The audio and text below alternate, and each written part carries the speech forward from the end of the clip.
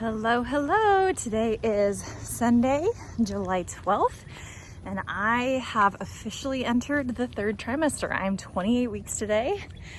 Baby boy, I think, has grown a little bit in the last week. I just definitely am feeling a little bit bigger. I had a little boost in my weight gain, so I'm sure that he is growing just how he should be. Getting lots of kicks over on my right side, and at my midwife appointment on Friday, she felt pretty confident that he was head down, so he's kind of stayed in that position, which is great, hoping that he will remain there for the remainder of this pregnancy. And so far everything is looking really good.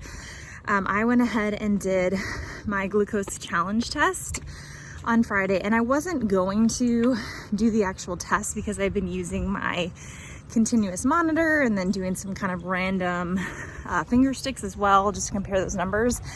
But I really wanted to be able to compare what my serum level was compared to what the continuous monitor has been telling me, just to see like how off that might be, because I have had some questions about the accuracy of my monitor, just because I've continued to get some pretty low readings on there, and so I was just curious. So anyway, I went ahead and did the challenge test with a product called Fresh Test, which is basically like a natural version of the nasty glucola drink that is typically offered to pregnant people.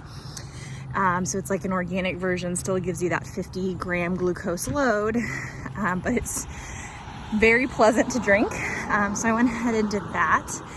And then right before my blood draw, I checked my level on my meter, and it said about 86, I think it was.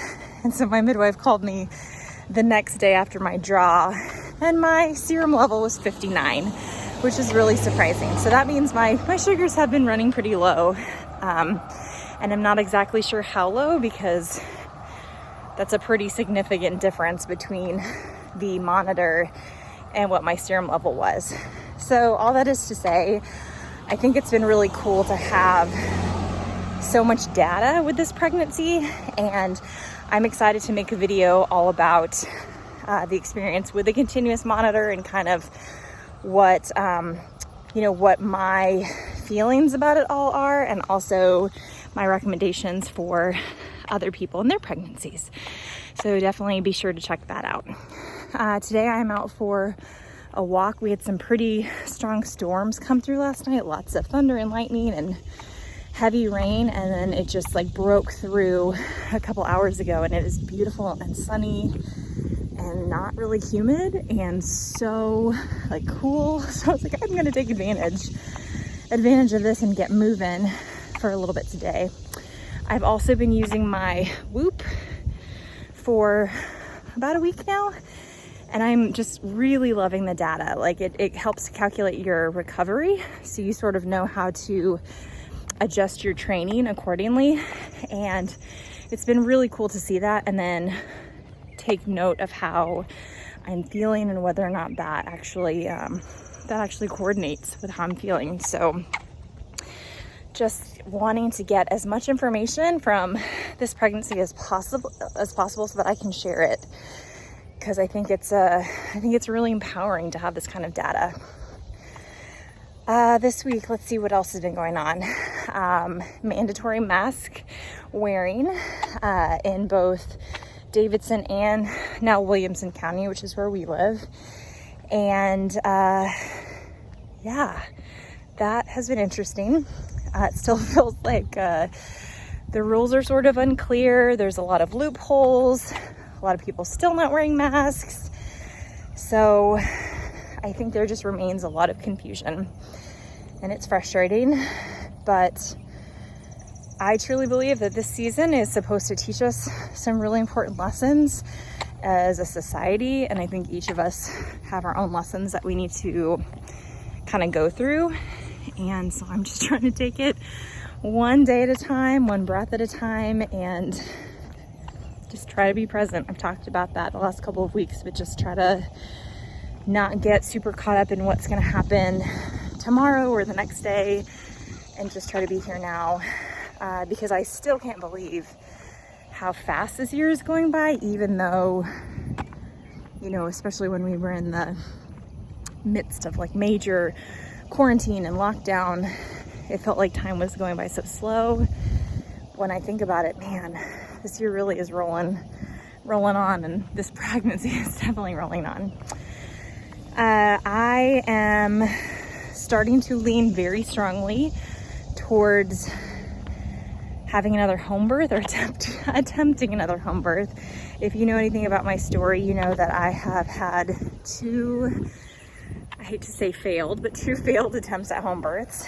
My first ended up in a C-section. My second, I was able to VBAC, but I had pushed for 3 hours at home before we transferred to the hospital. And he was just in a funky position, and I just needed a little extra support.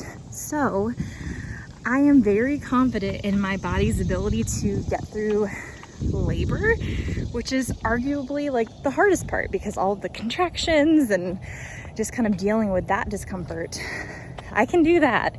It's the pushing these babies out that seems to be the big challenge for me. So all it is to say, I'm super lucky to have an amazing midwife who's very supportive and has really believed in me from the beginning and believed that I could have this baby at home.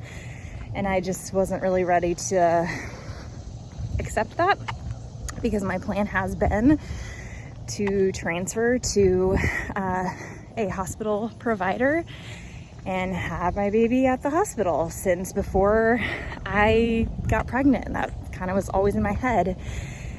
And, you know, coronavirus is making us rethink a lot of things. And I feel like this is maybe my divine invitation to rethink my plans.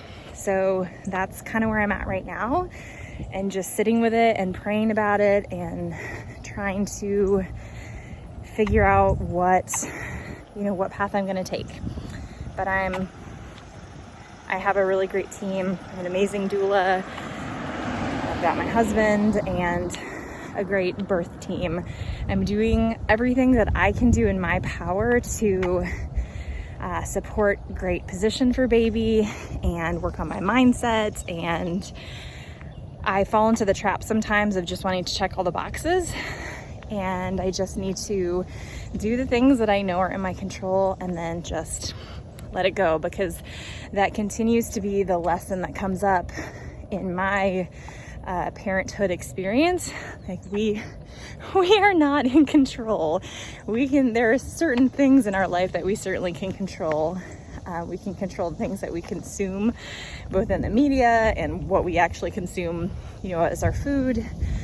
But there's a lot that we don't have control of, and we have to just at some point let go. So I am sitting with that and trying to make those decisions. Other than that, I mean, overall I'm feeling really good. I've been pretty active. Our gym got to reopen on Wednesday, which was fantastic. All of us tested negative for coronavirus, so that was great news, and we have some new protocols in place. But I am also quickly realizing that I'm probably not gonna be able to keep up this pace for the remainder of my pregnancy. I added some more hours in clinic because my clinic schedule is getting really busy, and I'm at the gym 4 times a week.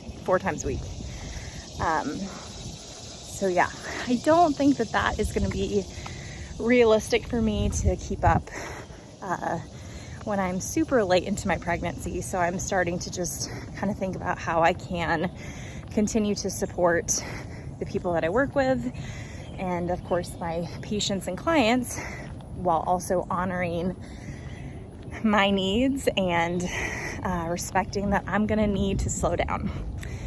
And my hope is that after this baby arrives, I can take the rest of the year off and just soak up that beautiful new postpartum time and all those baby snuggles, because I really wanna savor this one. So that's kind of where my head is at now. Thanks for listening, and I'll be back with an update soon.